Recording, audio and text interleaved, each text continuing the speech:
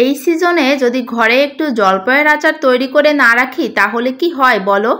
আজকে কিন্তু তোমাদের সঙ্গে শেয়ার করব আমি কিভাবে বাসায় টকঝাল মিষ্টি জলপাইয়ের আচার করি। তাপসীস কুকিং চ্যানেলে সবাইকে স্বাগতম।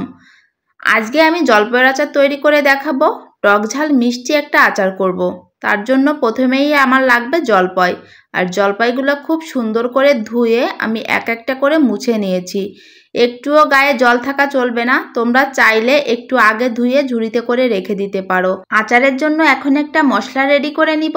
তার জন্য গোটা মশলা নিয়ে নিয়েছি, গোটা ধনিয়া, গোটা জিরিয়া, মৌরি নিয়েছি, এখানে নিয়েছি শুকনা মরিচ আর গরম মশলা।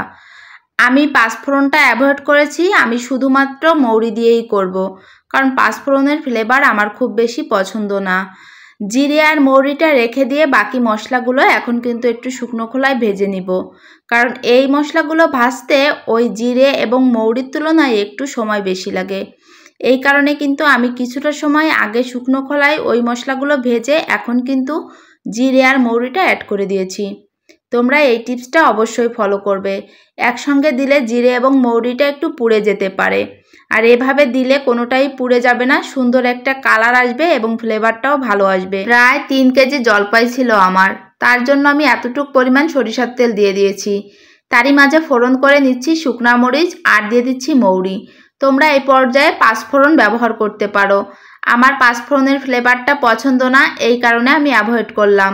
এখন দিয়ে দিচ্ছি এই যে ধুয়ে মুছে রাখা জলপাইগুলা, দিয়ে খুব ভালো করে একটু নেড়েচেড়ে দিব।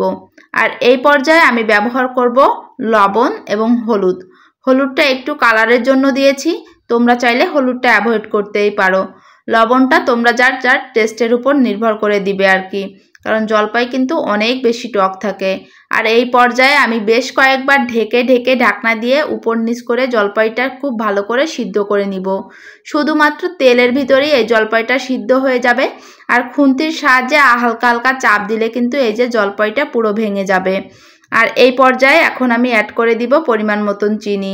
বেশ অনেকগুলা জলপাই আছে, এই কারণে চিনির পরিমাণটা কিন্তু একটু বেশিই লেগেছে, কারণ আমি আবার টক বেশি খেতে পারি না। তারপরেও আমার কাছে মনে হয়েছে আরও একটু চিনি দিলে মনে হয় ভালোই হতো। যাই হোক, যে যার টেস্টের উপর নির্ভর করে এখানে চিনিটা ব্যবহার করবে। অনেকে বলতে পারে যে আপু রেসিপি বলতেছো কিন্তু কোনো কিছুর পরিমাণ বলতেছো। আমার কাছে মনে হয় পরিমাণটা যার যার নিজের ব্যালেন্সের উপর দেওয়াই ভালো, কারণ আমি যে আন্দাজে নিব সেই আন্দাজে অনেকেই করবে না। এজন্য নিজের টেস্টের উপর নির্ভর করে এই রান্নাগুলো করলে বেশি ভালো হয়। যে কোনো ধরনের রান্নাই নিজের টেস্টের উপর নির্ভর করে করতে হয়, আমার কাছে মনে হয় আর কি।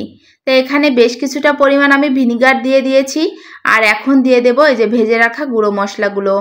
আমি গুঁড়ো মশলাটা মিক্সারে করে নিয়েছি, তোমরা চাইলে শিলপাটায় করে নিতে পারো। খুব ভালো করে মশলার সাহায্যে এই যে এখন কিন্তু মিক্স করে নিয়েছি আচারটা। আর তারপর কিন্তু ঠান্ডা হতে রেখে দিয়েছিলাম একটা গামলার ভিতর। কড়াইতে রাখলে অনেক সময় কড়াইটা লবণ উঠে যায় আর কি, এই কারণে একটা গামলায় রাখাই ভালো। এখন কিন্তু ঠান্ডা হয়ে গেলে আমি কাচের বয়ামে ঢেলে রাখতেছি। তা তোমরা কিন্তু চাইলে 2টা রোদ দিয়ে তারপর কাচের বয়ামে তুলে রাখতে পারো। আর বয়ামটা ধরে আমি এখন ফ্রিজেই রেখে দিব। তোমরা কিন্তু অনায়াসে 1 মাস ফ্রিজে না রেখেও এভাবে রেখে দিতে পারো। আজকের এই জলপাইয়ের টকঝাল মিষ্টি আচারের রেসিপিটি কেমন লাগলো কমেন্ট বক্সে জানিও।